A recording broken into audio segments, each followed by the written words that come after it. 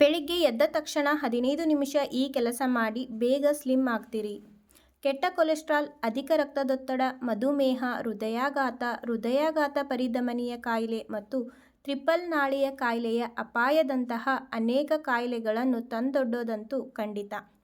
ಹಾಗಾಗಿ ಮುಂಜಾನೆ ಕೆಲವೊಂದು ಮಾಹಿತಿಗಳನ್ನು ಇಲ್ಲಿ ಮಾಡಲು ಹೇಳಲಾಗಿದೆ. ಅವುಗಳನ್ನು ಅನುಸರಿಸಿ. ತೂಕ ಹೆಚ್ಚಳ ಇಂದಿನ ಕಾಲದವರನ್ನು ಕಾಡುತ್ತಿರುವ ದೊಡ್ಡ ಸಮಸ್ಯೆ ಆಗಿದೆ. ಮಕ್ಕಳು, ಕಿರಿಯರು, ವೃದ್ಧರು ಎಲ್ಲ ವಯೋಮಾನದವರ ತೂಕ ಹೆಚ್ಚಳಕ್ಕೆ ಬಲಿಯಾಗುತ್ತಿದ್ದಾರೆ. ಸ್ಥೂಲ ಕಾಯಿಲೆಯಂತಹ ಒಂದು ರೋಗವಲ್ಲ.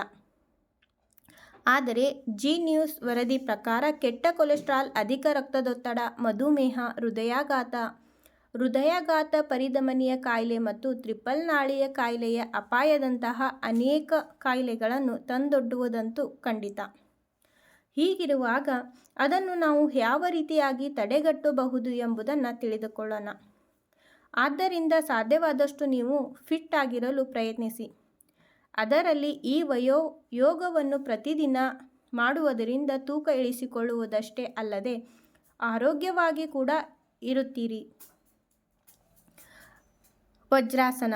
ಹೆಚ್ಚುತ್ತಿರುವ ತೂಕವನ್ನು ವಜ್ರಾಸನದ ಮೂಲಕ ಕಡಿಮೆ ಮಾಡಿಕೊಳ್ಳಬಹುದು.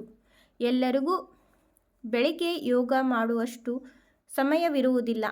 ಏಕೆಂದರೆ ಆ ಸಮಯದಲ್ಲಿ ಕೆಲಸಕ್ಕೆ ಹೋಗುವ ಆತುರದಲ್ಲಿರುತ್ತಾರೆ. ಆದ್ದರಿಂದ ಅಂಥವರು ಊಟದ ನಂತರ ಯೋಗ ಮಾಡಬಹುದು.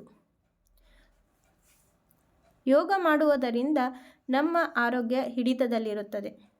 ಇದು ಹೊಟ್ಟೆಯ ಕೊಬ್ಬನ್ನು ಕಡಿಮೆ ಮಾಡುವುದಲ್ಲದೆ ರೋಗನಿರೋಧಕ ಶಕ್ತಿಯನ್ನು ಬಲಪಡಿಸಲು ಸಹಾಯ ಮಾಡುತ್ತದೆ. ವಜ್ರಾಸನ ಎಂದರೆ ಬಲವಾದ ಸ್ಥಾನ.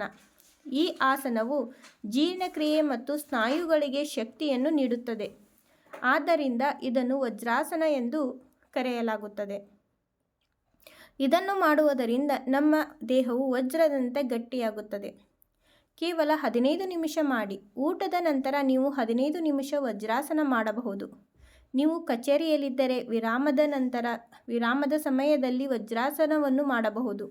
ಇದು ನಿಮ್ಮ ದೇಹಕ್ಕೆ ಅಸಂಖ್ಯಾತ ಪ್ರಯೋಜನಗಳನ್ನು ನೀಡುತ್ತದೆ. ಉದಾಹರಣೆಗೆ, ಜೀರ್ಣಾಂಗ ವ್ಯವಸ್ಥೆಯನ್ನು ಬಲಪಡಿಸುವುದು, ರಕ್ತ ಚಲನೆ ಸುಧಾರಿಸುವುದು ಇತ್ಯಾದಿ. ಒಂದೇ ಸ್ಥಳದಲ್ಲಿ ಹಲವಾರು ಗಂಟೆಗಳ ಕಾಲ ಕುಳಿತು ಕೆಲಸ ಮಾಡುವವರಿಗೆ ವಜ್ರಾಸನವು ತುಂಬಾ ಪ್ರಯೋಜನಕಾರಿ ಎಂದು ಸಾಬೀತುಪಡಿಸಲಾಗಿದೆ. ಹೀಗಾಗಿ ಪಾದದ ಸ್ನಾಯುಗಳ ಮೇಲೆ ಹೆಚ್ಚುವರಿ ಒತ್ತಡವಿರುತ್ತದೆ ಮತ್ತು ರಕ್ತ ಪರಿಚಲನೆಯು ಉತ್ತಮವಾಗಿರುತ್ತದೆ. ನಿತ್ಯವೂ ಹೀಗೆ ಮಾಡಿದರೆ ದೇಹಕ್ಕೆ ಆಕಾರ ಬರುತ್ತದೆ.